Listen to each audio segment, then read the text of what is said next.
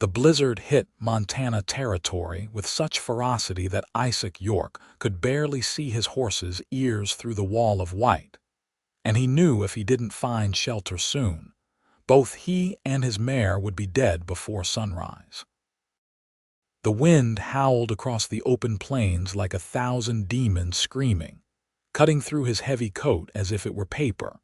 And the temperature had dropped so fast that ice crystals formed on his mustache and eyebrows, despite the wool scarf wrapped around his face. He'd been riding from Genoa toward his ranch when the storm caught him, and now he was beginning to wonder if he'd made a fatal mistake by trying to push through instead of waiting it out in town. His mare, a sturdy paint named Daisy, whinnied nervously as she struggled through snow that was already knee-deep and still falling. Isaac leaned forward in the saddle, trying to shield his face from the worst of the wind, scanning desperately for any kind of shelter. His fingers were going numb inside his gloves, and he could feel the cold seeping into his bones despite his layers of clothing. This was January of 1885. And he'd survived plenty of harsh Montana winters in his 28 years, but this storm was proving to be one of the worst he'd encountered. Through the swirling white, he thought he saw something dark ahead. At first he dismissed it as a trick of the snow, but as Daisy plodded forward, the shape became more distinct. A wagon overturned, its contents scattered across the prairie. His heart jumped into his throat as he urged his mare faster. Where there was a wagon, there might be people, and people caught out in this storm wouldn't last long. As he drew closer, he could see the full extent of the disaster. The wagon had clearly been overturned by the wind, one wheel completely shattered, supplies strewn everywhere and already being buried by the rapidly accumulating snow. A single horse lay dead in the traces, frozen solid. Isaac's eyes swept the scene, and then he saw her. A woman lay half buried in a snowdrift about 20 feet from the wagon, her dark cloak barely visible against the white. Isaac practically threw himself from the saddle, stumbling through the deep snow toward her. When he reached her side, he dropped to his knees and brushed the snow from her face. She was young, maybe early 20s, with pale skin that had taken on a dangerous bluish tint. Her lips were nearly purple, and her breathing was so shallow he had to put his face close to hers to even detect it. "Madam, can you hear me?" He shook her shoulder gently, then more firmly when she didn't respond. "Madam," her eyelids fluttered, and for a moment her eyes opened. They were a striking green, even dulled by cold and pain as they were. Her lips moved, and he had to lean down close to hear her whisper, "I'm dying." The words were barely audible over the wind, but they hit Isaac like a physical blow. He'd heard that tone before, that resignation, that acceptance of death. He'd heard it from his father after a ranch accident, from fellow cowboys after shootings and stampedes, from his mother after the fever took hold. It was the sound of someone giving up, and something in him rebelled against it with fierce intensity. "No, you're not," he said firmly, his voice rough with emotion and cold. "You're not dying today, I won't let you." She didn't respond, her eyes already closing again. Isaac quickly assessed the situation. She was soaked through, her clothing frozen in places. She'd been out here too long already, and every minute that passed made her chances worse. The wagon offered no shelter, half buried as it was and open to the elements. He needed to get her warm and dry, and he needed to do it fast. He looked around frantically, trying to orient himself in the whiteout conditions. If his sense of direction was right, there was an old line shack about a mile southwest of here. It wasn't much, just a small cabin the ranchers used during spring roundup, but it would have 4 walls and a roof, and that was more than they had now. Decision made, Isaac bent and lifted the woman in his arms. She was lighter than he expected, too light, as if she'd been going without proper meals. Her head lolled against his shoulder, and he could feel how cold she was even through all their layers of clothing. He carried her to Daisy and tried to figure out the logistics of getting both of them on the horse. Finally, he climbed into the saddle with considerable difficulty, settling the unconscious woman in front of him, her back against his chest. He wrapped his arms around her, holding her secure with one arm while using the other to hold the reins. "Come on, girl," he urged Daisy. "We've got to find that line shack." The mare seemed to understand the urgency. She pushed forward through the snow, following Isaac's guidance even though the landmarks were invisible in the storm. Isaac kept his body curved around the woman, trying to shield her from the worst of the wind. He talked to her as they rode, not sure if she could hear him but needing to say something. "You're going to be fine," he told her. "My name's Isaac York, and I promise you I've gotten through worse scrapes than this. Well, maybe not worse, but just as bad. That line shack can't be far now. We'll get a fire going, get you warmed up, and before you know it, this storm will pass and we'll get you proper help." She made no response, her body limp against his. He tightened his hold on her as if he could will his own warmth into her. The ride seemed to take forever, though in reality it was probably only 20 minutes before the dark shape of the line shack emerged from the snow. It was a small, rough structure, but to Isaac it looked as beautiful as any mansion. He dismounted carefully, keeping his hold on the woman, and kicked through the snow to the door. It was latched but not locked, and he managed to work it open one-handed. The interior was dark and bitterly cold, but at least it was out of the wind. He carried the woman inside and laid her gently on the rough wooden floor, then hurried back out to tend to Daisy. He led the mare around to the lean-to shelter attached to the back of the shack, where she'd at least have some protection from the elements. He loosened her saddle but left it on, gave her a quick rub down, and promised to check on her soon. Back inside, Isaac set to work with desperate efficiency. There was a small stove in the corner and a box of wood beside it, blessedly dry. His numb fingers fumbled with matches, but finally he got a fire started. As soon as the kindling caught, he fed larger pieces into it, building it up as fast as he dared. Smoke began to flow up through the stovepipe, and the crackling warmth started to push back the cold. In the growing firelight, he could better see the woman's condition, and what he saw worried him. She was still unconscious, her breathing dangerously shallow. Her clothing was soaked through and beginning to freeze. He knew what had to be done, even though propriety screamed against it. If he left her in these wet clothes, she would die. Simple as that. "Forgive me, madam," he murmured, and began working at the fastenings of her cloak. The fabric was stiff with ice, and his cold fingers struggled with the clasps and buttons.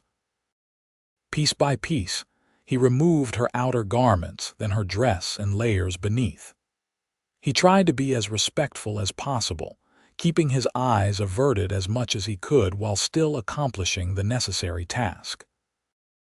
When she was down to her undermost layer, he quickly wrapped her in his own spare blanket from his saddlebag, then pulled out an extra shirt and used it to create more covering for her.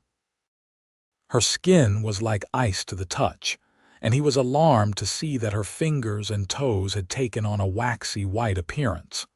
Frostbite, almost certainly. He rubbed her hands between his own, trying to restore circulation, working on each finger individually.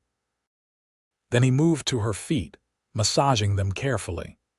She made a small sound of pain, which he took as a good sign. It meant she could still feel something. The fire was building nicely now, throwing blessed heat into the small space. Isaac positioned the woman as close to the stove as was safe, then hung her wet clothing on a makeshift line he strung across one corner. He removed his own wet outer layers and hung them up as well, though he kept his undershirt and pants on. He found an old kettle in the cabin's sparse supplies and filled it with clean snow, setting it on the stove to melt and heat. Water, warm liquids, those would help if he could get her conscious enough to drink. As he worked, he studied her face in the firelight. She was beautiful, with delicate features and dark hair that fell in wet tangles around her shoulders. Even in her current state, there was something striking about her. He found himself wondering who she was, where she'd been going, whether there was anyone out there worried about her. The wagon had been relatively well appointed, suggesting she wasn't destitute, but there had been no indication of a driver or companion. Had she been alone? If so, what was a young woman doing traveling alone in Montana territory in the middle of winter? The questions would have to wait. Right now, all that mattered was keeping her alive. He settled down beside her, checking her pulse at her throat. It was there, faint but steady. Her breathing seemed a bit deeper now, though she was still unconscious. The warmth from the fire was beginning to permeate the cabin, and he could feel sensation returning painfully to his own extremities. "Come on," he urged her softly. "Stay with me. You've made it this far." An hour passed, maybe more. Isaac kept the fire fed, kept rubbing warmth into her hands and feet, kept talking to her in low, encouraging tones.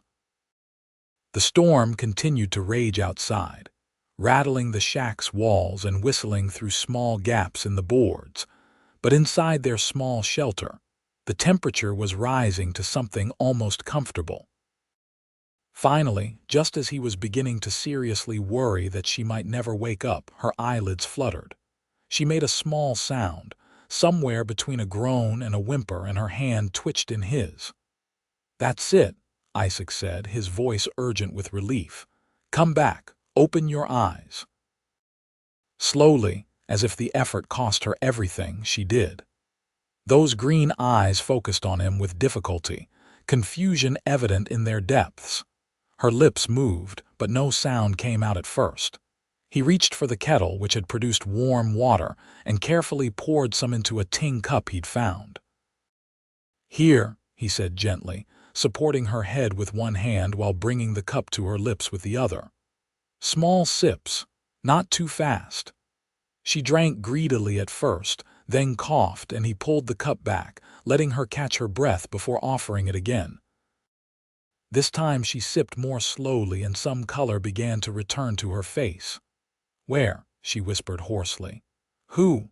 "You're safe," Isaac assured her. "I found you by your overturned wagon, brought you to a lined shack to get out of the storm. My name's Isaac York. I have a ranch about 5 miles east of here." Her brow furrowed as she tried to process this information. "The storm," she said, her voice a bit stronger now. "The wagon overturned. My driver, he was thrown. I think he hit his head. There was so much blood.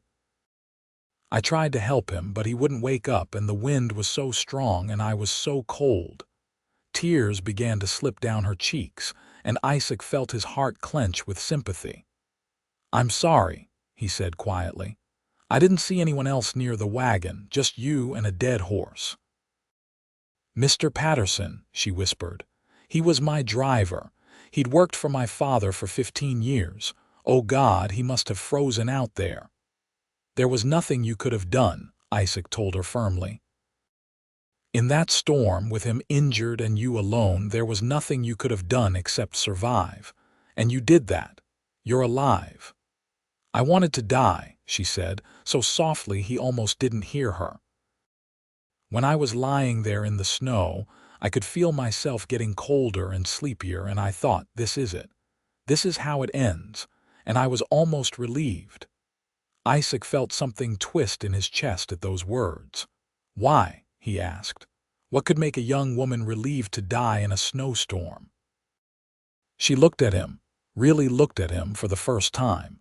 He could see her taking in his appearance, his rough cowboy clothing, his weathered face, his dark hair and blue eyes.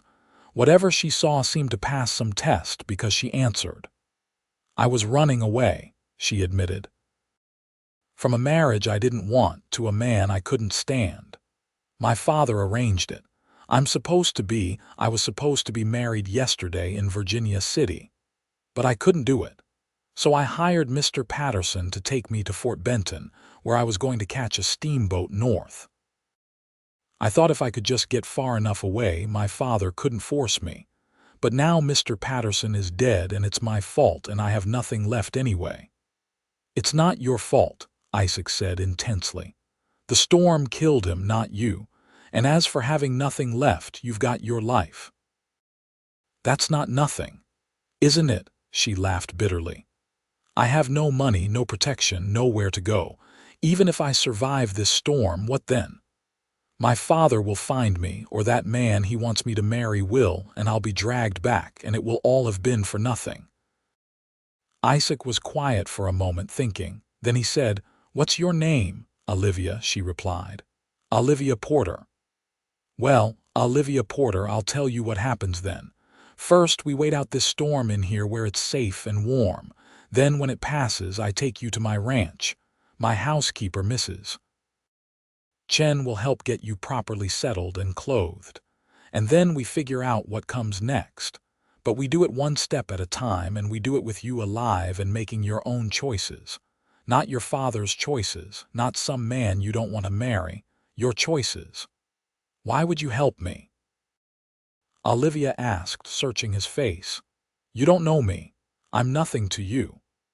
Because I found you dying in the snow, and you whispered that you were dying, and something in me couldn't accept that," Isaac said honestly. "Because I know what it's like to feel trapped by other people's expectations. Because it's the right thing to do, take your pick." For the first time, something other than despair crossed Olivia's face. It wasn't quite hope yet, but it was a crack in the darkness. She nodded slowly. "One step at a time," she repeated. "That's right," Isaac confirmed. He offered her more water, which she accepted gratefully. "Are you hungry? I've got some jerky and hardtack in my saddlebag. It's not much, but it's something." "I am hungry," Olivia admitted, sounding surprised at the realization. "I haven't eaten since yesterday morning." Isaac retrieved his saddlebag from where he'd dropped it earlier and produced his modest food supplies. The jerky was tough and salty, the hardtack barely more appetizing, but Olivia ate as if it were a feast. As she did, Isaac checked on the fire and went out briefly to check on Daisy, bringing back more snow to melt for water. The storm showed no signs of abating, the wind still howling like a living thing, the snow still falling thick and fast. Back inside, Isaac settled against the wall near Olivia, who had managed to sit up, keeping the blanket wrapped tightly around herself. The firelight played across both their faces, and for a moment, there was almost a sense of peace in their small shelter, despite the chaos outside. "Tell me about your ranch," Olivia said after a while. "You said it's 5 miles from here." Isaac nodded. "The York Ranch. My father built it up from nothing, started with a small herd and a lot of determination. When he died 6 years ago, he left it to me. It's not the biggest spread in Montana territory, but it's mine and it's good land. I run about 300 head of cattle, have 5 hands who work for me, and Mrs. Chen who keeps the house and cooks for us all." "It sounds nice," Olivia said wistfully. "Peaceful, like you belong there." "I do," Isaac agreed. "It's hard work, especially in winter, but it's honest work. I know what I'm doing matters, what I'm building something that will last." He paused, then added, "What about you? What did you do before all this?" Olivia's expression grew shadowed. "Nothing of consequence. I lived in my father's house in Virginia City. I did needlework and watercolors. I attended social functions and smiled at the right people and said the right things. I was ornamental, like a vase or a painting. And when my father decided it was time for me to marry, I was expected to be grateful that he'd chosen a wealthy man for me. Never mind that the man in question was 45 years old and had buried 2 wives already. 2 wives. Isaac couldn't keep the alarm from his voice. Both died in childbirth, Olivia said quietly. Everyone says it was tragic, but I heard the servants talking once. They said he worked them to death, kept them constantly pregnant, never gave them a moment's rest. And that's the life my father wanted for me, because Mr. Thornhill has money and influence, and that mattered more than my happiness or my life. Isaac felt a surge of anger on her behalf. Your father sounds like a hard man. He's a businessman, Olivia said. People are just assets to him, including his daughter, especially his daughter. My mother died when I was young, and he never remarried. I think he always intended to use me as a bargaining chip when the time came. And you finally decided you'd rather take your chances in a blizzard than go through with it, Isaac observed. I finally decided I'd rather die free than live as a prisoner, Olivia corrected. She looked at Isaac with those striking green eyes. That sounds melodramatic, doesn't it? Like something from a dime novel. It sounds honest, Isaac replied, and brave. Not everyone has the courage to choose freedom over security. I'm not sure it was courage, Olivia said. It might have just been desperation. Sometimes those are the same thing. They fell into a comfortable silence after that, both lost in their own thoughts. The fire crackled, the wind howled, and somewhere in the midst of it all, Olivia's eyes began to drift closed again. Isaac noticed and said gently, "You should sleep. Your body needs to heal." "What if I don't wake up?" she asked, a tremor of fear in her voice. "You will," Isaac promised. "I'll be right here watching over you, and if you show any signs of trouble, I'll wake you. But I think what you need most right now is rest." Olivia hesitated, then nodded. She lay back down on the floor, still wrapped in the blanket, and closed her eyes. Within minutes, her breathing had evened out into the rhythm of sleep. Isaac watched her for a long moment, this brave, frightened woman who'd chosen death over a life she couldn't bear, and he felt something shift in his chest. He'd told her he couldn't accept her dying, and it was true. But it was more than that. Something about her, her spirit, her determination, the vulnerability and strength warring in her eyes, had touched something deep inside him. He shook his head at himself. This was hardly the time for such thoughts. The woman had nearly frozen to death, had lost her driver, was running from an arranged marriage. The last thing she needed was a rough cowboy developing feelings for her. She needed help and protection, and that's what he would provide. Nothing more. But as he sat there through the long hours of the night, keeping watch over Olivia while the storm raged outside, Isaac couldn't quite suppress the warmth that spread through him every time he looked at her peaceful, sleeping face. The storm blew itself out sometime in the early morning hours. Isaac had dozed fitfully, waking himself regularly to check on Olivia and feed the fire, but when he opened his eyes to see thin winter sunlight streaming through the gaps in the shack's walls, he felt a surge of relief. They'd made it through. Olivia was still sleeping, her color much better now, her breathing deep and steady. Isaac let her rest while he went out to assess the situation. The world outside was transformed into a landscape of white. Snow drifts reached halfway up the shack's walls in places, and everything was covered in a thick, pristine blanket. It was beautiful and deadly in equal measure. Daisy greeted him with a nicker from the lean-to, and Isaac was relieved to see she'd weathered the storm well. He gave her some feed from the emergency supplies kept at the line shack and promised her they'd head home soon. Back inside, Olivia was stirring. She opened her eyes and looked around, momentarily confused, then relaxed as memory returned. "Good morning," Isaac said gently. "Storm's past." "How are you feeling?" Olivia considered the question. "Sore," she admitted, "and still cold, though not like before. My fingers and toes hurt." "That's actually a good sign," Isaac told her. Means the circulation is coming back. You've got some frostbite, but I don't think it's too severe. We'll need to watch it, though.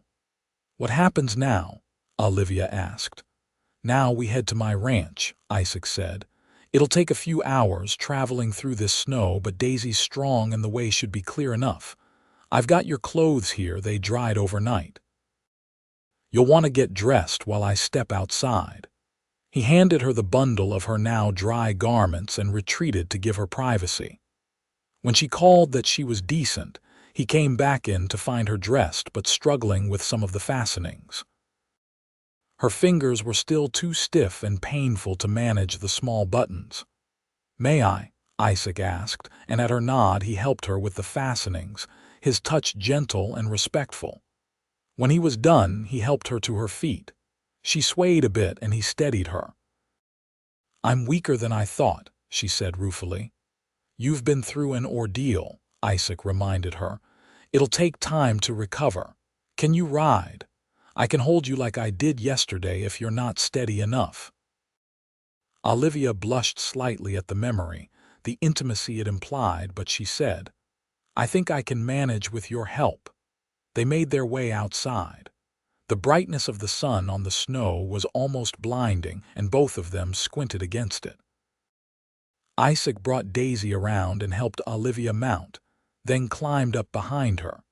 She settled against him, and he told himself the way his heart quickened was just from the exertion. The ride to the ranch was slow and cautious. The snow was deep, and there were hidden obstacles beneath it that could injure the horse if they weren't careful. Isaac kept up a steady stream of conversation, partly to keep Olivia alert and partly because he found he genuinely enjoyed talking to her. She asked him about ranching, and he explained the rhythms of the work, the spring calving and branding, the summer grazing, the fall roundup, the long, hard winters. He told her about his hands, rough men but good workers, about Mrs. Chen, who'd come west with her husband 20 years ago and stayed after he died, about the challenges and rewards of building a life on the frontier. In turn, Olivia talked about Virginia City, about the parties and social gatherings that had filled her days, about the books she loved to read, the music she played on the piano, the gardens she'd tended at her father's house. She painted a picture of a life that was comfortable but empty, pretty but purposeless. "You make it sound like a gilded cage," Isaac observed. "That's exactly what it was," Olivia agreed. "Beautiful bars are still bars." They crested a low rise and Isaac pointed ahead. "There it is." The York Ranch. Olivia followed his gaze and saw a collection of buildings nestled in a valley below. The main house was a solid two-story structure built of logs and stone, smoke rising from its chimney. Nearby were a barn, a bunkhouse, corrals, and various outbuildings. It looked sturdy and welcoming, a place built to last. "It's wonderful," Olivia breathed. Isaac felt a surge of pride. "Come on, let's get you inside and warmed up properly." As they approached, a small, energetic woman emerged from the house, shading her eyes against the sun. When she saw Isaac, her face lit up with relief. "Mr. Isaac," she called in accented English. "We were so worried. When the storm came and you did not return, we feared the worst." "I'm fine, Mrs. Chen," Isaac assured her as he dismounted and helped Olivia down. "But I found someone who needs our help. This is Miss Olivia Porter. She was caught in the storm, her wagon overturned. I brought her to the line shack to wait it out. Mrs. Chen's sharp eyes took in Olivia's bedraggled appearance, the exhaustion evident in every line of her body, and her expression softened with concern. "Oh, you poor dear. Come inside. We will get you warm and fed. Mr. Isaac, take the horse. I will care for Miss Porter." Isaac hesitated, oddly reluctant to let Olivia out of his sight, but Mrs. Chen shooed him away firmly. "Go, I will take good care of her. You tend to your horse and tell the men you are alive. They have been like mother hens this morning." Olivia gave Isaac a small smile. "Go ahead, I'll be fine." Isaac nodded and led Daisy toward the barn, looking back once to see Mrs. Chen gently guiding Olivia into the house. Inside the barn, he was immediately accosted by his ranch hands, 5 weathered cowboys who'd been working for him for years. "Boss, thank God you made it back." That was Tom, his foreman, a grizzled man in his 50s with more experience than anyone else on the ranch. "We were about to send out a search party," added Jake, the youngest of the crew at 22. Isaac quickly explained what had happened, leaving out some of the more personal details of his conversations with Olivia. The men listened with grave attention, particularly when he mentioned the dead driver. "We should send someone to bring the body back," Tom said. "If we can find it under all this snow, man deserves a proper burial." "Agreed," Isaac said. "Soon as it's practical. For now, let's make sure everything here weathered the storm all right. Any problems?" They fell into the familiar rhythm of work, checking on the cattle, making sure the water wasn't frozen solid, inspecting buildings for storm damage. It was good, honest labor, and it helped ground Isaac after the intensity of the last day and night. But even as he worked, part of his mind was in the house, wondering how Olivia was faring. Inside, Mrs. Chen had taken charge with the efficiency of long practice. She'd drawn a hot bath for Olivia in a room off the kitchen, provided soft cloths and sweet-smelling soap, and laid out clean clothing, some of her own things altered to fit. As Olivia sank into the hot water, feeling truly warm for the first time in what seemed like forever, she could hardly believe her change in fortune. Yesterday, she'd been dying in the snow, resigned to her fate. Today, she was in a real house with a kind woman caring for her and the memory of blue eyes looking at her with such intensity, such determination that she should live. Isaac York. She turned the name over in her mind. He wasn't at all what she'd expected when he'd first appeared above her in the storm. Cowboys were supposed to be rough, crude men, more comfortable with horses than people. But Isaac had been gentle with her, respectful even in the intimate necessities of keeping her alive. He talked to her like she was a person, not a possession. He'd listened when she explained why she was running, hadn't judged her for it, and he was handsome, she admitted to herself. Ruggedly so, with strong features and those striking blue eyes that seemed to see right through her defenses. When he'd held her on the horse, she'd felt safe in a way she couldn't remember feeling since she was a small child. "Don't be foolish," she told herself sternly. He was just being kind. He'd have done the same for anyone. But another part of her whispered that the way he'd looked at her, the tenderness in his touch, that wasn't just general kindness. That was something more. After her bath, Mrs. Chen brought her to a small guest room and insisted she rest. The bed was soft, the quilts warm, and despite having slept through much of the previous day and night, Olivia found herself drifting off almost immediately. She woke in the afternoon to the smell of cooking food. Her stomach growled, reminding her that jerky and hardtack were hardly a substantial meal. She rose, dressed in the simple but clean dress Mrs. Chen had provided, and made her way downstairs. The kitchen was warm and filled with delicious aromas. Mrs. Chen beamed when she saw Olivia and immediately set about filling a plate with beef stew, fresh bread, and vegetables. "Eat, eat," she urged. "You are too thin. We will fatten you up." Olivia ate gratefully, and the food was the best thing she'd tasted in recent memory. As she was finishing, Isaac came in through the back door, stamping snow from his boots. He'd cleaned up as well, she noticed, his hair damp and his face freshly shaved. Their eyes met, and something electric passed between them. "Miss Porter," he said formally, "I trust you're feeling better." "Much better, thank you," Olivia replied. "And please call me Olivia. I think we're past formalities given the circumstances." A smile tugged at Isaac's lips. "Olivia, then, and you should call me Isaac, Mrs." Chen looked between them with knowing eyes but said nothing, merely busied herself at the stove. Isaac sat down across from Olivia.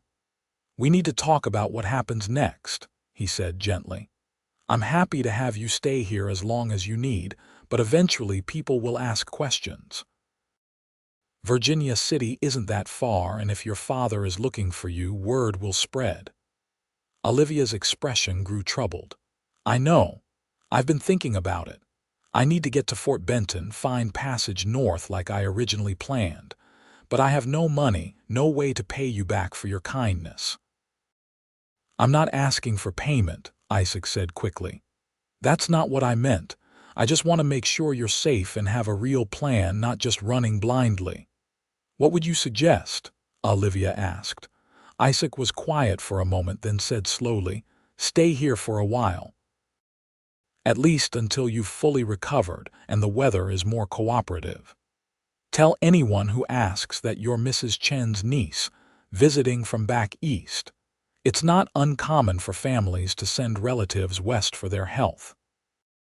By the time spring comes, you'll be stronger and we can figure out the best way to get you where you want to go." "That could be months," Olivia protested. "I couldn't impose on you for so long." "It's not an imposition if I'm offering," Isaac pointed out. "And Mrs. Cheng could probably use another woman around the house. Couldn't you, Mrs. Chen?" "Oh yes," Mrs. Chen agreed immediately. "It gets very lonely being the only woman among all these rough men. Another lady to talk to would be wonderful." Olivia looked between them, seeing only genuine warmth and welcome in their faces. "Are you sure?" she asked softly. "I'm sure," Isaac said, and the certainty in his voice left no room for doubt. "Then I gratefully accept," Olivia said. "Thank you, both of you. You're saving my life a second time." "Just the once," Isaac said with a slight smile. "This is just giving you a place to figure out your life. The saving part was yesterday." Over the following days, Olivia settled into life at the York Ranch. Mrs. Chen was delighted to have another woman in the house, and immediately began teaching Olivia all the skills she'd need for frontier life. How to make bread from scratch, how to preserve food, how to mend work clothes that had seen hard use, how to manage a household without the army of servants Olivia had grown up with. Olivia proved to be an eager student. After years of purposeless activity, having real work to do was surprisingly satisfying. Her hands, soft from a life of leisure, grew rougher as she helped with laundry and cooking and cleaning. She learned which wood was best for cooking fires, how to make soap from lye and fat, how to churn butter and salt meat for storage. The ranch hands, once they got over their initial awkwardness around a lady, accepted her presence with good-natured friendliness. Tom, the foreman, always had a kind word. Jake, the young cowboy, blushed furiously whenever she spoke to him. The others, Pete, Sam, and George, treated her with rough courtesy, but it was Isaac whose presence she found herself most aware of. He was often out working during the day, but in the evenings, they would sit together by the fire in the main room and they would talk. Sometimes about inconsequential things, the weather, the cattle, Mrs. Chen's cooking, sometimes about deeper matters. Isaac told her about his childhood, growing up on the ranch, learning to rope and ride almost before he could walk. He talked about his father, a stern but fair man who'd instilled in him a strong work ethic and a sense of responsibility. He talked about his mother, who died when he was 19, and how much he still missed her. Olivia talked about her own mother, the vague memories she had of warmth and music and gentle hands. She talked about the loneliness of growing up as an only child in a house that felt more like a museum than a home. She talked about her dreams, the places she wanted to see, the life she wanted to live on her own terms. They discovered shared interests. Both loved to read, though Isaac's tastes ran more to practical manuals and histories, while Olivia loved novels and poetry. Both enjoyed music, though neither was particularly skilled at making it. Both had a deep appreciation for the stark beauty of the Montana landscape. And slowly, gradually, something began to grow between them. It started with lingering glances, the kind where their eyes would meet and hold for just a moment longer than necessary. It progressed to casual touches, Isaac's hand steadying Olivia's elbow when she slipped on ice, Olivia's fingers brushing Isaac's when she handed him a cup of coffee. It manifested in the way they seemed to orbit each other, finding excuses to be in the same room, to work on the same tasks. Mrs. Chen noticed, of course. She saw the way Isaac looked at Olivia when he thought no one was watching, the tenderness and longing in his eyes. She saw the way Olivia lit up whenever Isaac entered a room, how her whole demeanor became more animated, more alive. She said nothing, but she made sure to create opportunities for them to spend time together. Winter deepened, and with it came more storms, though none as severe as the one that had brought Olivia to the ranch. Christmas came and went, marked by a simple celebration but one warmed by genuine affection. Mrs. Chen made a feast, the ranch hands put on their best clothes, and Isaac presented Olivia with a gift, a beautifully bound book of poetry he'd ordered from the catalog.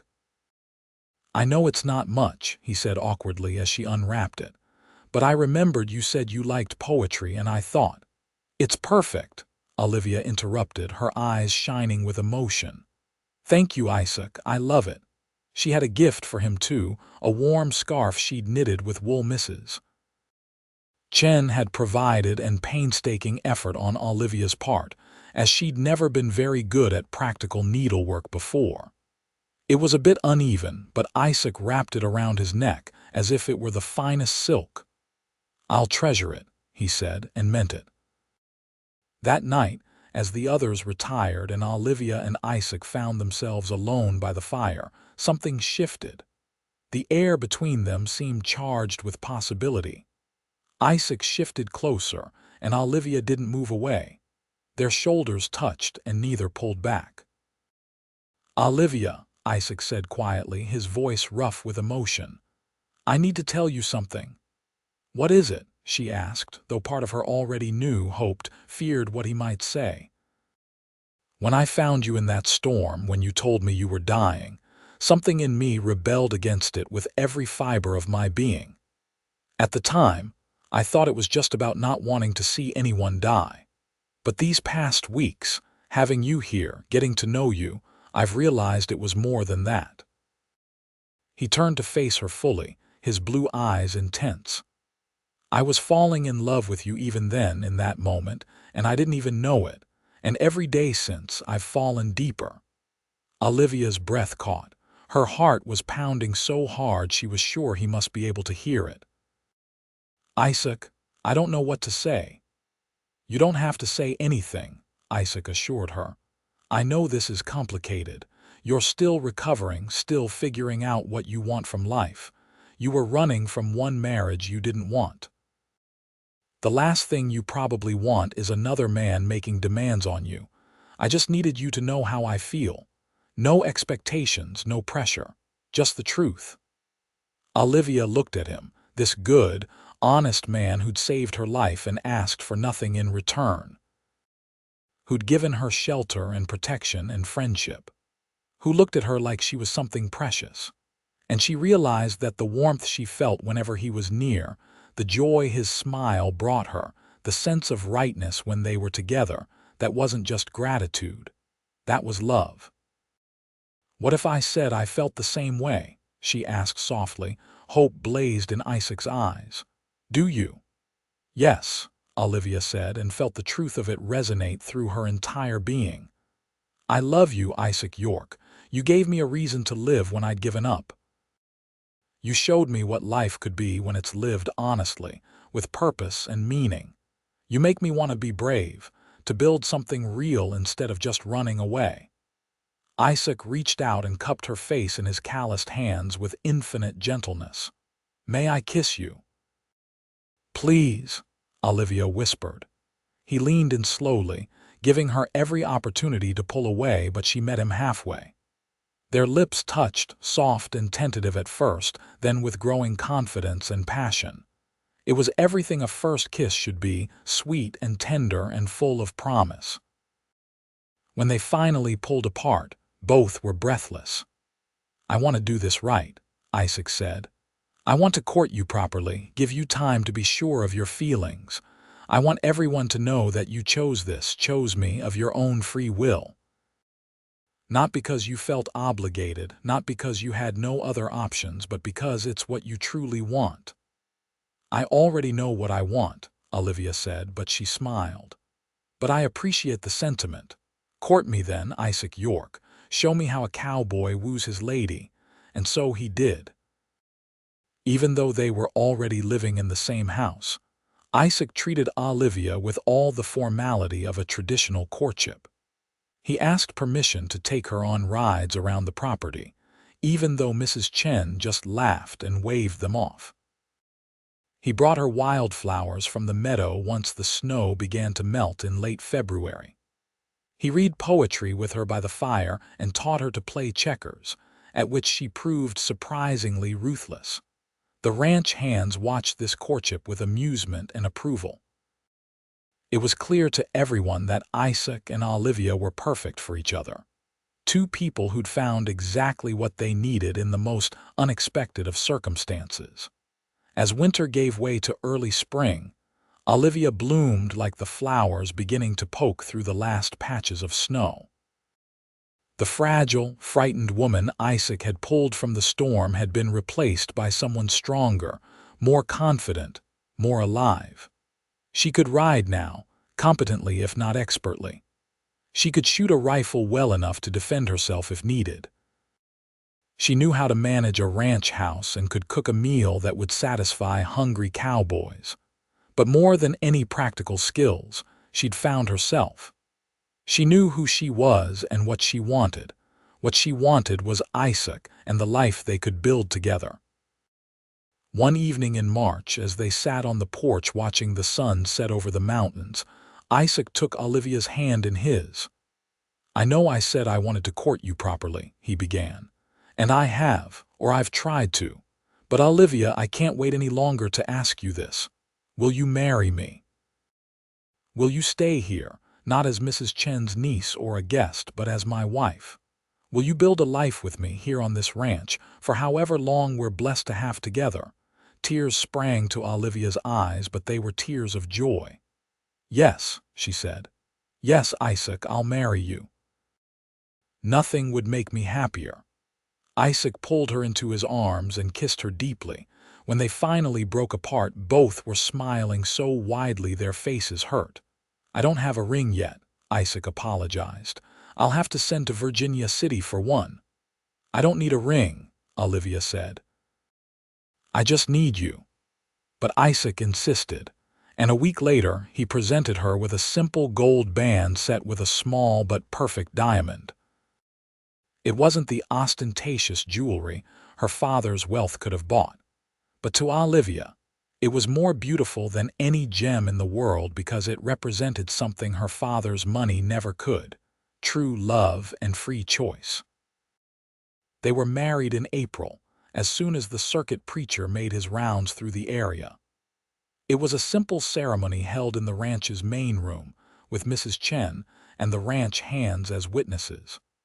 Olivia wore a new dress Mrs. Chen had helped her sew, simple but elegant, and carried wildflowers. Isaac wore his best suit, the one he usually reserved for trips to town, and looked more handsome than Olivia had ever seen him. When the preacher pronounced them man and wife, Isaac kissed her like she was his whole world, because she was. The celebration afterward was joyous, with a feast Mrs. Chen had been preparing for days, and even some music courtesy of George, who proved surprisingly adept with a fiddle. That night, in the privacy of what was now their shared room, Isaac and Olivia came together as husband and wife. Their lovemaking was tender and passionate, a physical expression of the deep emotional bond they'd forged. Afterward, lying in each other's arms, they talked late into the night about their hopes and dreams for the future. "You want children?" Isaac asked, trailing his fingers through Olivia's dark hair. "I do," Olivia said. "I want this house to be filled with laughter and noise and life. I want to raise children who are free to make their own choices, to find their own paths." "How many?" Isaac teased. "As many as we're blessed with," Olivia replied, then added with a mischievous smile, "But let's start with one and see how we manage." Isaac laughed and pulled her closer. "I love you, Olivia York. I loved you from the moment I found you in that storm, and I'll love you until my last breath." "I love you too," Olivia whispered. "You saved my life, Isaac. You gave me a reason to live. You gave me everything." "You saved mine too," Isaac said seriously. "I didn't even know I was just going through the motions until you came along. You gave my life meaning beyond just work and duty. You gave me joy." They fell asleep tangled together, and outside their window the Montana stars shone down on the ranch with brilliant clarity. Life settled into a happy rhythm after the wedding. Olivia threw herself into the role of ranch wife with enthusiasm. She took over more of the household management from Mrs. Chen, who was delighted to have help and companionship. She learned the business side of ranching, helping Isaac with his books and correspondence. She planted a garden, determined to have fresh vegetables come summer. She also wrote letters, carefully worded, sent through intermediaries.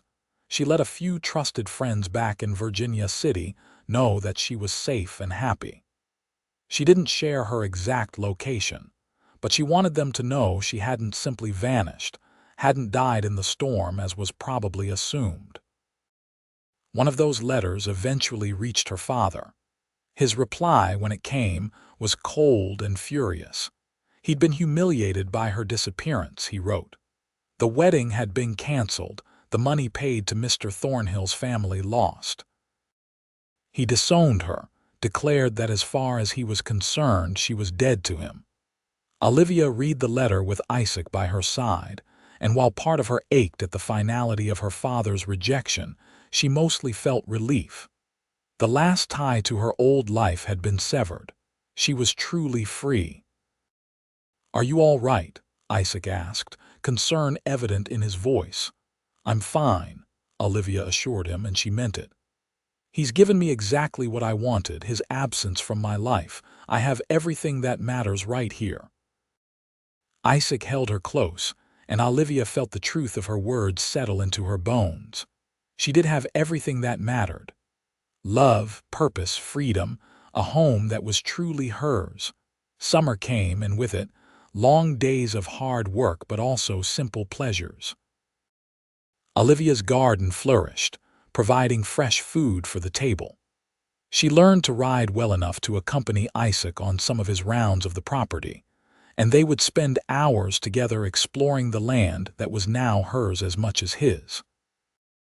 It was in August, as the heat of summer was beginning to give way to the first hints of autumn, that Olivia realized she'd missed her monthly courses.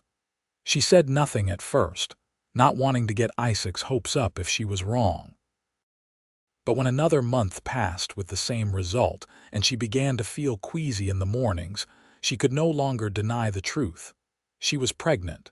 She told Isaac one evening after supper. They were alone in their room, and she took his hands in hers. "Isaac, I have something to tell you." He immediately looked concerned. "What is it? Are you all right?" "I'm wonderful," Olivia said, unable to keep the smile from her face. "Isaac, we're going to have a baby." For a moment, Isaac just stared at her as if he couldn't process the words. Then understanding dawned, and his face lit up with such joy that Olivia felt tears spring to her eyes. "A baby," he breathed. "We're really going to have a baby." "Yes," Olivia confirmed, laughing through her tears. "Probably sometime in March if my calculations are right."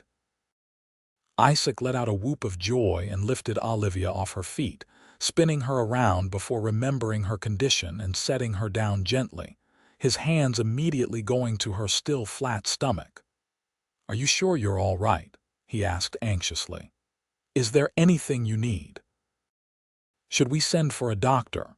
"I'm fine," Olivia assured him. "Mrs. Chen has already figured it out, I think. She's been giving me ginger tea for the nausea and making sure I rest.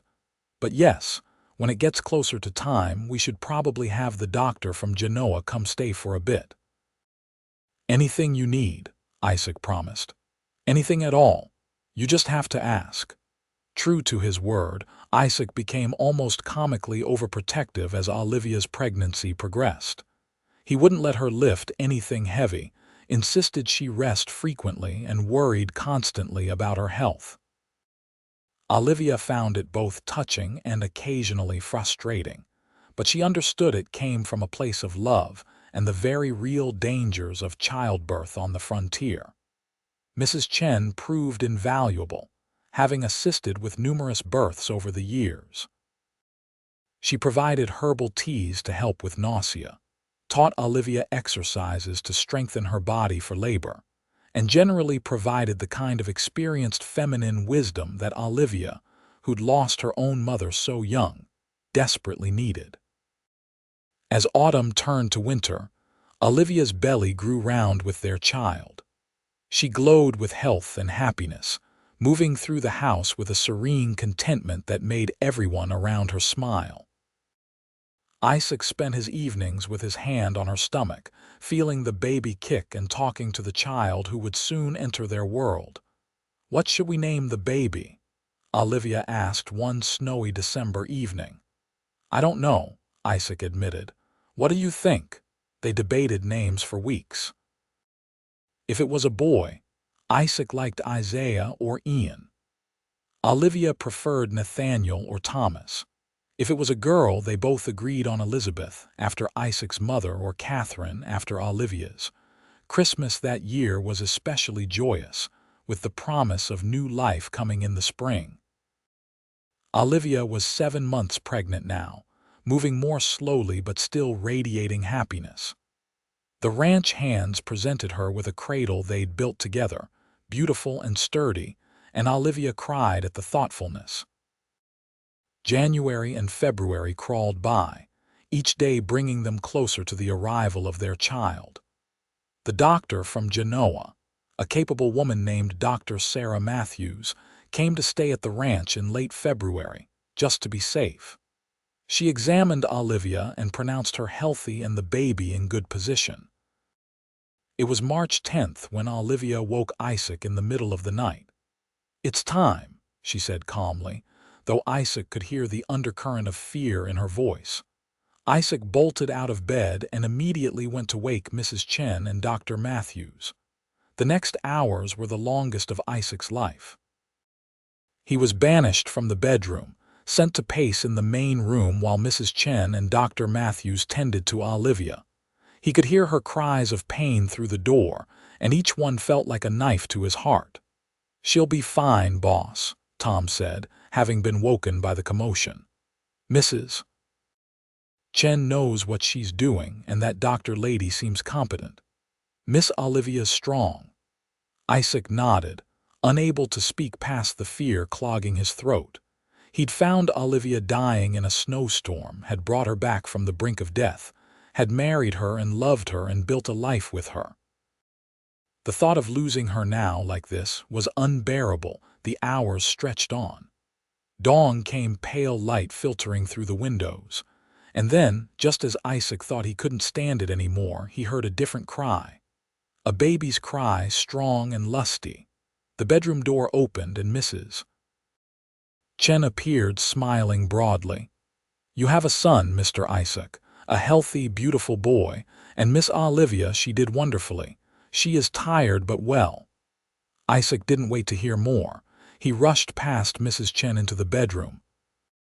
Olivia lay in the bed, pale and exhausted but smiling, holding a bundle wrapped in soft blankets. Dr. Matthews was cleaning up, and she nodded approvingly at Isaac's entrance. "Your wife is remarkable," the doctor said. "It was hard work, but she never complained." "You have a strong woman there, Mr. York." But Isaac barely heard her. He moved to Olivia's side and looked down at the bundle in her arms. A tiny face, red and scrunched up, eyes closed, a small mouth working as if seeking nourishment. His son. Their son. "Oh, Olivia," he breathed. "He's perfect.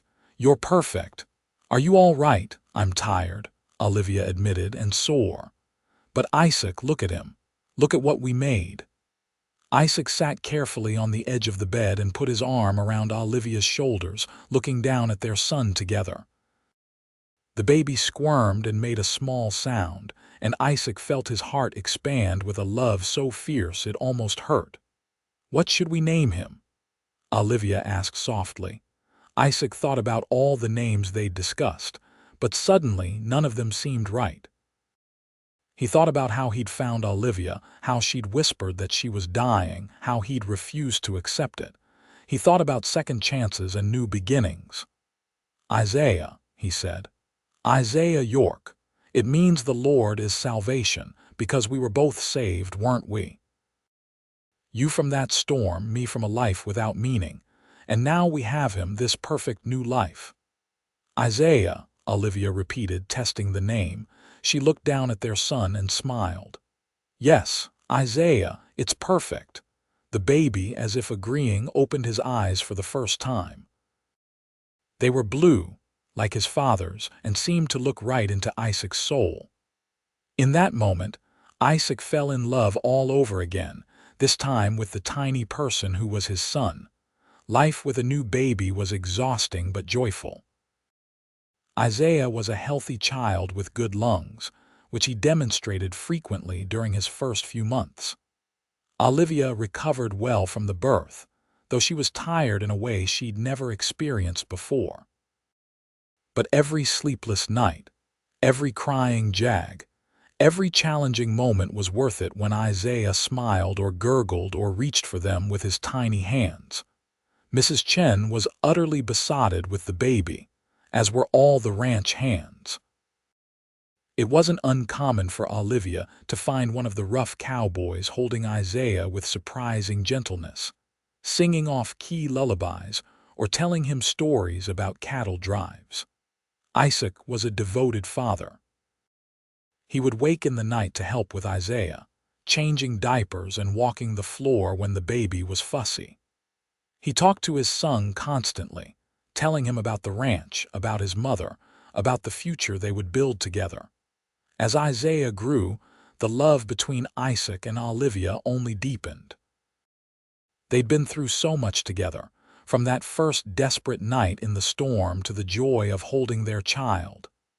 They'd built something real and lasting, a partnership based on mutual respect, shared values, and deep love.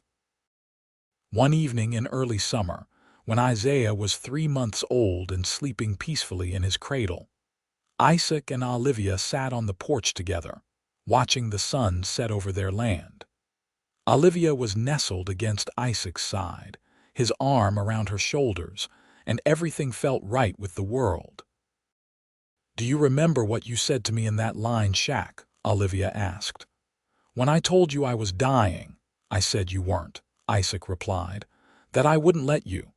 "You gave me a reason to live," Olivia said softly, "not just in that moment, but every day since. This life we've built, this family, this love, it's everything I never knew I needed." "You gave me a reason to live too," Isaac said, pulling her closer. "Before you, I was just existing, going through the motions. You showed me what it means to truly be alive." They sat in comfortable silence for a while, listening to the sounds of the ranch settling for the night. Inside, Isaiah stirred and made a small sound, and both parents smiled. "I want more," Olivia said suddenly. Isaac looked at her in surprise. More children," Olivia clarified. "I want this house to be full of life and laughter. I want Isaiah to have siblings to grow up with. I want everything, Isaac, with you." Isaac kissed her gently. "Then we'll have it all, as many children as you want for as long as we're blessed with them." "Whatever you want, Olivia, I'll do everything in my power to give it to you." "I already have what I want," Olivia said, looking into his eyes. "You, Isaiah, this life. Everything else is just extra blessings." The years that followed were indeed full of blessings. Isaiah grew into a sturdy toddler, then a curious child, with his father's blue eyes and his mother's dark hair. He was joined by a sister, Elizabeth, when he was 2, and another brother, Nathan, when he was 4. The house that had once seemed so quiet was now filled with the sounds of children playing and laughing. Olivia proved to be a wonderful mother, patient and loving, but also firm when necessary. She taught her children to read and write, played with them in the garden she'd expanded over the years, and made sure they understood the value of hard work and honesty. She also made sure they knew they were free to choose their own paths in life, that they would never be forced into situations that made them unhappy. Isaac was equally devoted to his children. He taught them to ride almost as soon as they could walk, showed them the workings of the ranch, and instilled in them a deep respect for the land and animals in their care. But he also made sure they knew gentleness and kindness. That strength didn't mean being hard or cruel. The ranch prospered under Isaac's careful management and Olivia's capable assistance. They expanded their herd, improved their grazing lands, and built a reputation for quality cattle and fair dealing. The ranch hands who'd been with them from the beginning stayed on, becoming like uncles to the children. Mrs. Chen remained with them, aging gracefully and becoming a beloved grandmother figure. Sometimes, on quiet evenings when the children were asleep, Isaac and Olivia would sit together and remember that night in the storm. It seemed like a lifetime ago now, almost like it had happened to different people.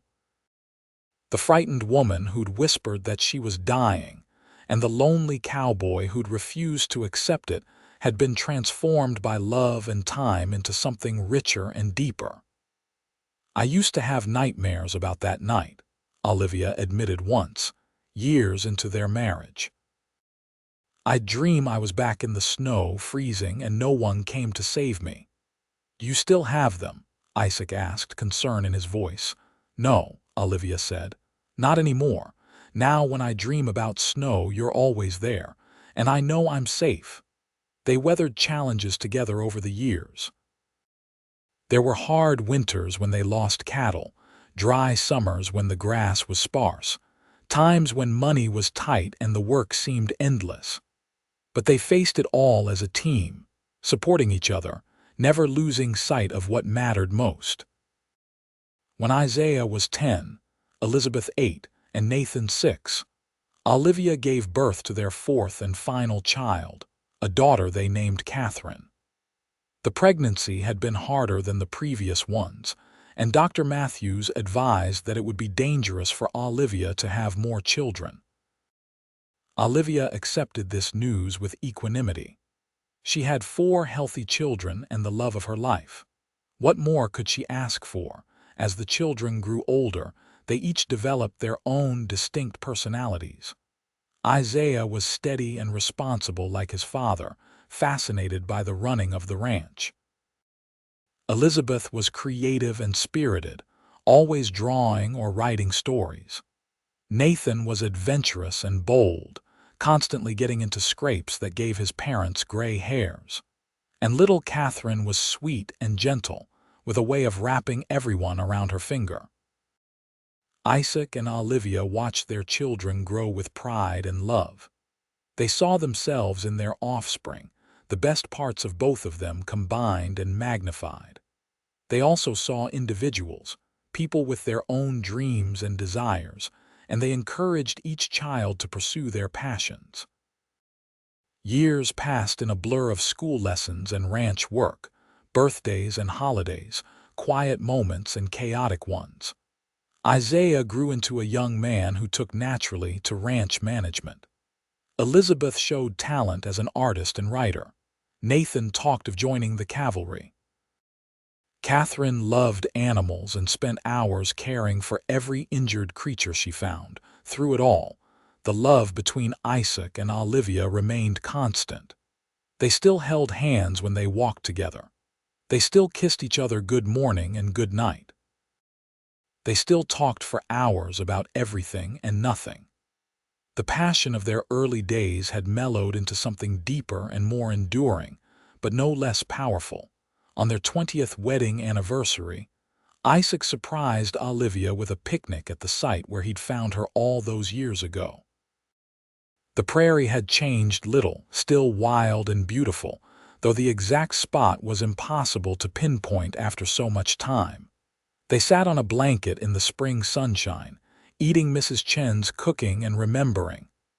20 years, Olivia marveled. Sometimes it feels like no time at all, and sometimes it feels like you've been part of my life forever. I intend to be part of your life for a lot longer, Isaac said, raising his cup of lemonade in a toast. To the next 20 years and the 20 after that and however many more we're blessed with. To us, Olivia agreed, touching her cup to his, and to that storm that brought us together. I wouldn't wish that storm on anyone, Isaac said seriously. It was too close. If I'd been 10 minutes later, if the storm had been any worse, if any of 100 things had been different, I might have lost you before I ever found you. But you didn't, Olivia reminded him. You found me, you saved me, and you loved me. And I will spend every day of the rest of my life being grateful for that. They kissed, there on the prairie where their story had begun, and it felt like coming home. As their children reached adulthood, Isaac and Olivia found themselves entering a new phase of life. Isaiah took over more of the day-to-day running of the ranch, showing the same dedication and skill his father had. Elizabeth moved to Helena to pursue her art, but she visited often, and her paintings of ranch life became quite sought after. Nathan did join the cavalry, much to his mother's worry, but he thrived in the military life. Catherine married a young veterinarian from Genoa and opened a practice treating both domestic and farm animals. Grandchildren began to arrive, bringing new joy and chaos into Isaac and Olivia's lives. They were doting grandparents, spoiling the children shamelessly and filling the house with laughter once more. Mrs. Chen, now quite elderly but still sharp as ever, declared that she'd lived long enough to see 3 generations of Yorks, and that was a fine thing indeed. One autumn evening, when Isaac was 56 and Olivia 51, they sat on their porch watching the sun set, just as they'd done countless times before. Their eldest grandson was helping Isaiah with the evening chores. Voices of other grandchildren playing drifted from inside the house. Everything was peaceful and right with the world. Isaac, Olivia said quietly. Do you ever wonder what would have happened if you hadn't found me that day? What my life would have been like if I'd married Mr. Thornhill, or if I'd actually died in the snow? Isaac was quiet for a moment, considering.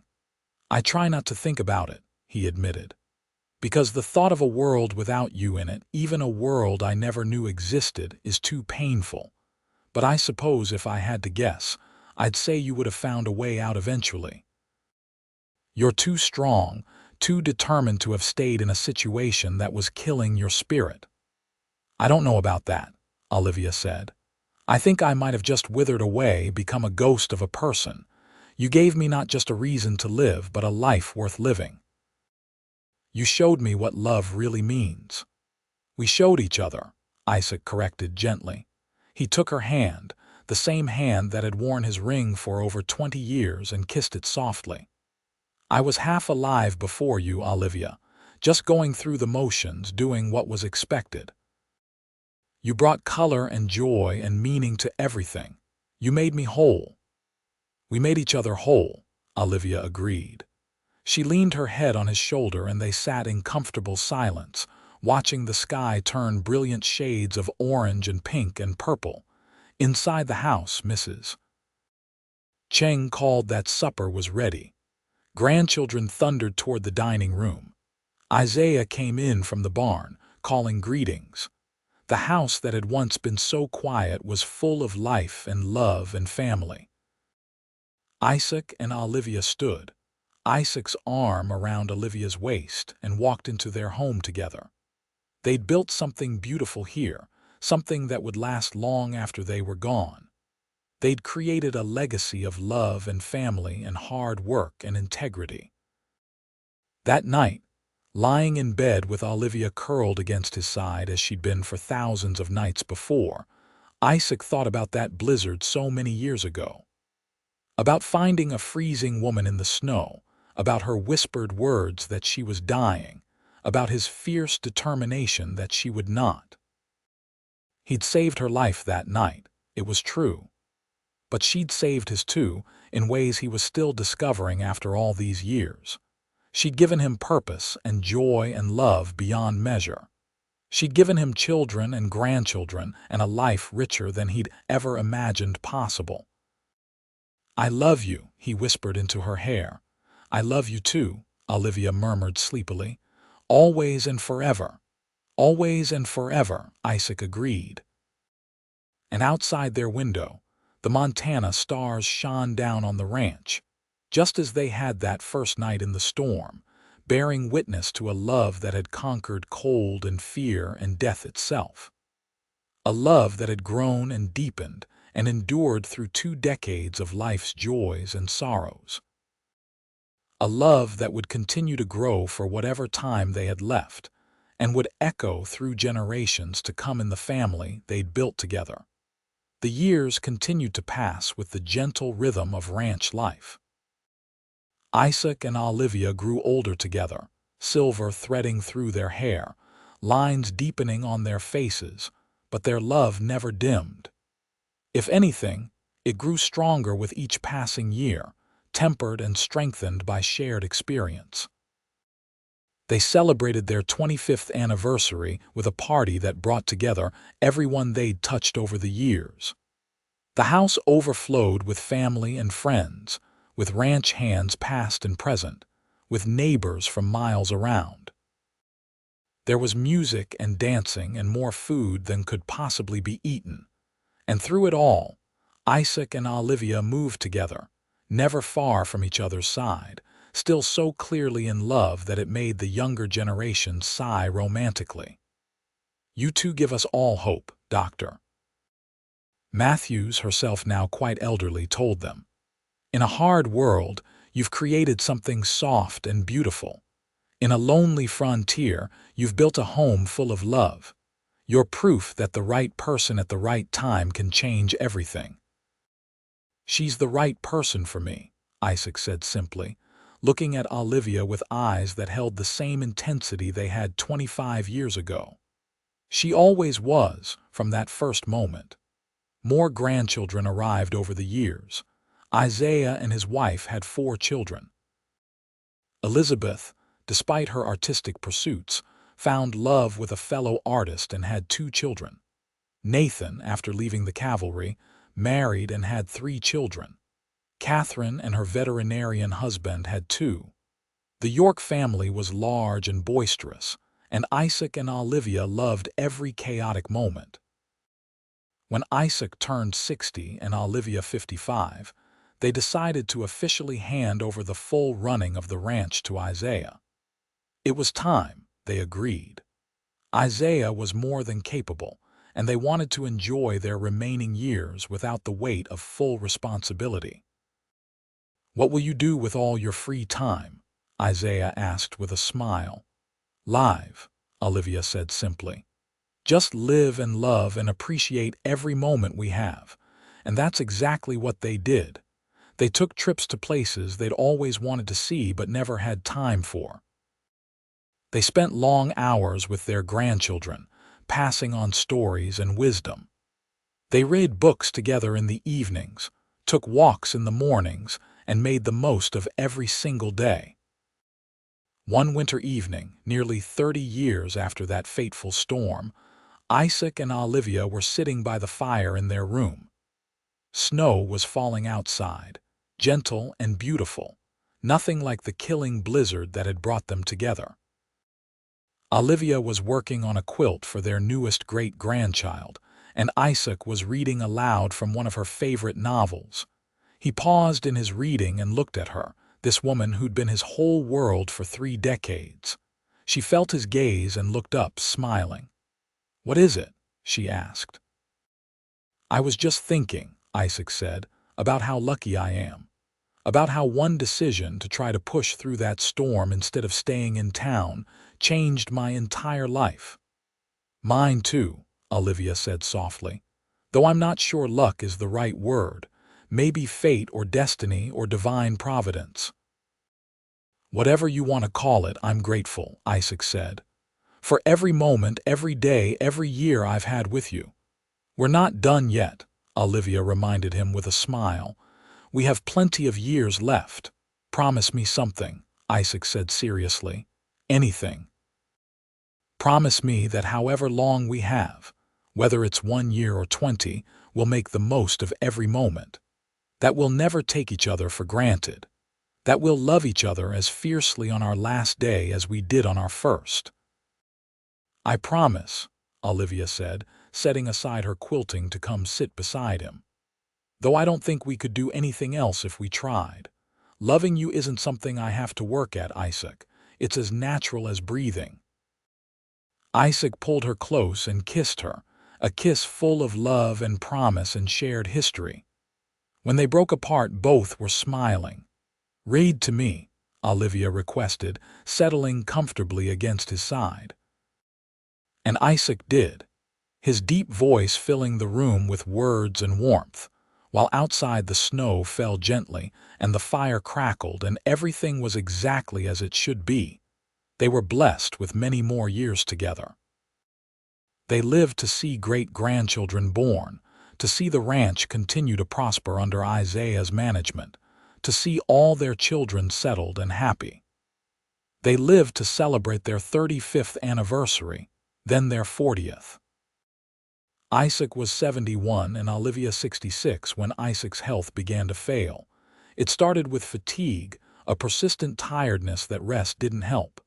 Then came pain in his chest, shortness of breath. The doctor confirmed what they both feared. Isaac's heart was giving out. How long?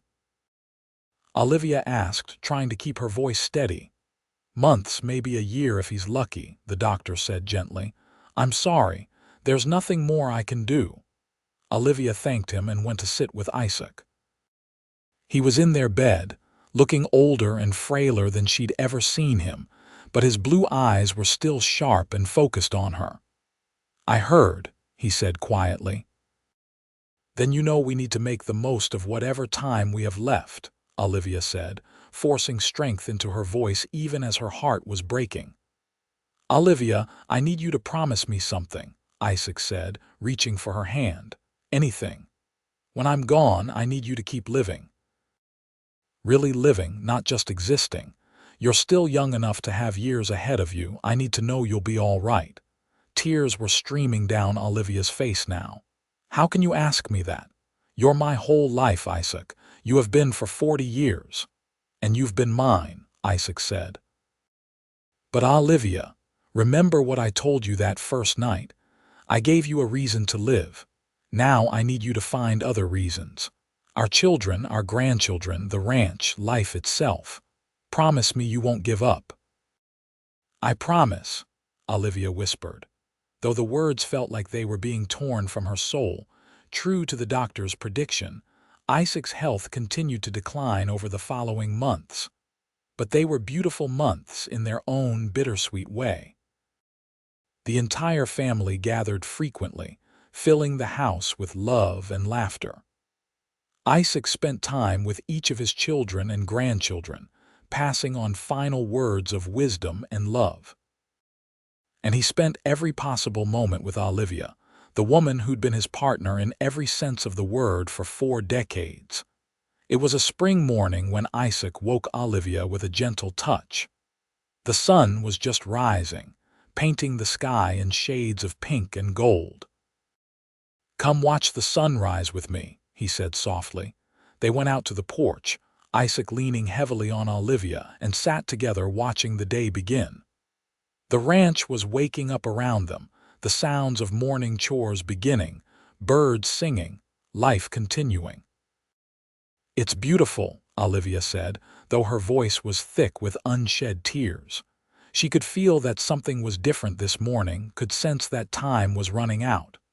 "So beautiful," Isaac agreed. He turned to look at her, and the love in his eyes was almost overwhelming. "Thank you, Olivia, for every moment, for loving me, for building a life with me, for giving me reasons to live beyond my wildest dreams." "Thank you," Olivia said, tears now flowing freely. "For finding me in that storm, for refusing to let me die, for loving me so completely, for everything." "I love you," Isaac said. "Always and forever." "Always and forever," Olivia repeated. Isaac took a deep breath, closed his eyes, and with a small smile on his lips, he slipped away as gently as the night giving way to dawn. One moment he was there, the next he was gone, and Olivia felt as if half her soul had been torn away. She didn't cry out or scream.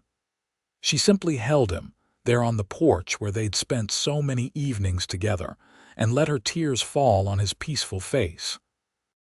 She held him as the sun rose fully, bathing them both in golden light, and she said goodbye to the love of her life.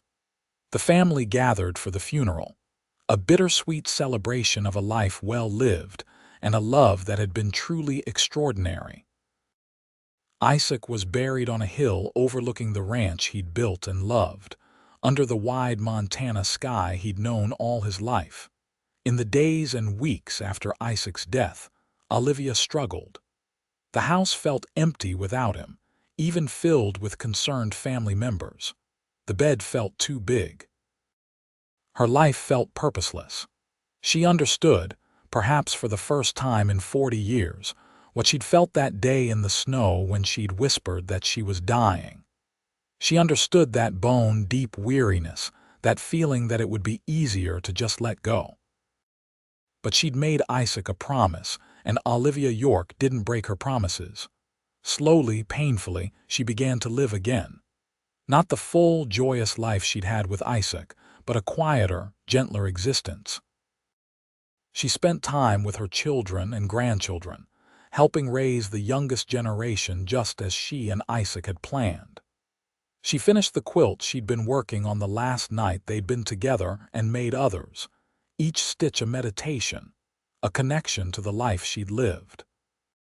She wrote letters to each of her children and grandchildren, telling them stories about Isaac, about their life together, about the values they'd tried to instill. She wanted to make sure that even after she was gone, Isaac's memory would live on, that their love story would be passed down through generations. She took walks around the ranch every day, visiting all the places that held memories. The spot where Isaac had proposed. The garden where they'd taught the children to plant seeds. The porch where they'd watched so many sunsets together. The hill where he now rested. And gradually, though the pain never fully went away, Olivia found a measure of peace. She'd had 40 years with the love of her life, which was more than many people ever got. She had children and grandchildren who carried forward the best parts of both her and Isaac. She had memories that would sustain her for whatever time remained. 5 years after Isaac's death, on a cold January morning much like the one when he'd found her, Olivia passed away peacefully in her sleep. She was 71 years old, and according to all who knew her, she'd lived a full and beautiful life. She was buried beside Isaac on the hill, their graves marked with a single stone that read, "Isaac and Olivia York, united in love, parted by death, together for eternity." The ranch continued on, passed down through generations of Yorks.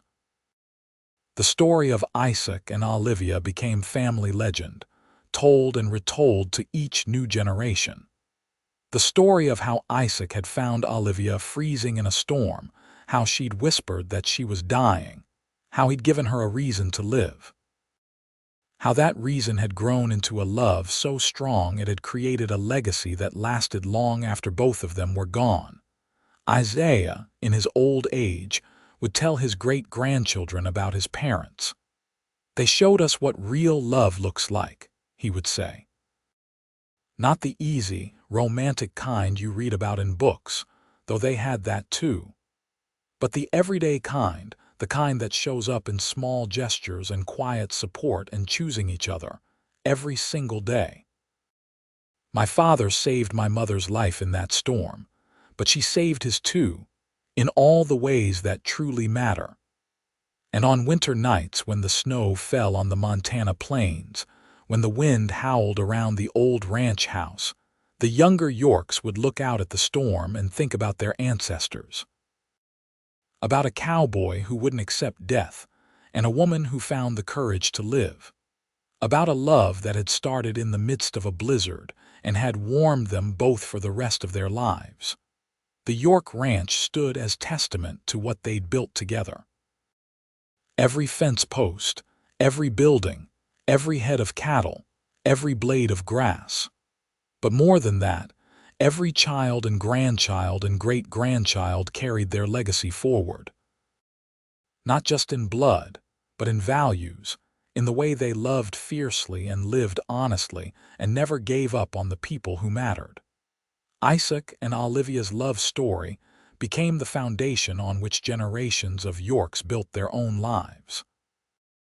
And though the world changed around them, though Montana Territory became a state, though automobiles replaced horses and electricity lit homes that had once used candles and oil lamps, the core truth remained the same.